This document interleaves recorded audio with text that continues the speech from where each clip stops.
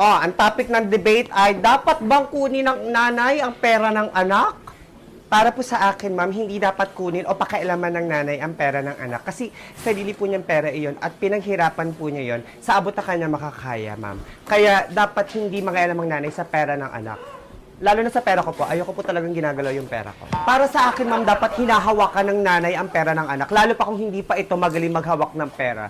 Kasi yung iba, ma'am, may pang samgyup para may mapost sa My Day, pero wala pang ambag sa project. Kaya dapat talaga kinukuha na lang yung pera ng nanay. No, ma'am, kapag pera mo, pera mo. Kung gusto mong ibigay sa nanay mo, kusa dapat yun at hindi inuobliga o tinatagong kunin ng ina.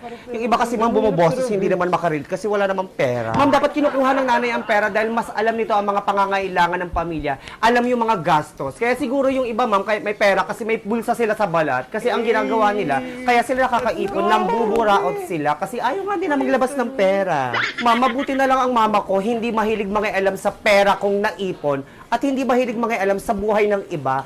Kasi hindi inggitera ang nanay ko, katulad ng iba dyan. Napansin ko lang, ma'am. Wala naman kasi, ma'am, nakakainggit sa ibang tao dyan. At ako, ma'am, kapag may tira akong pera, binibigay ko sa nanay ko, hindi kasi ako madamot. Palibasa kasi mama mo, walang pera. Mama mo, sugalera. Mama mo, hanggang meron lang sa sugalan. Palibasa mama mo, sa sobrang tanda niya, nung pumasok siya sa antique store, hindi na siya pinalabas. Sa sobrang tanda ng mama mo, ang pet niya, mga tire. Sa sobrang tanda ng mama mo, sinulot niya si Adan kay Eva at siya ang unang ahas. Mama mo ang unang aswang. Mama mo blue. Mama mo pink. Mama nyo gold.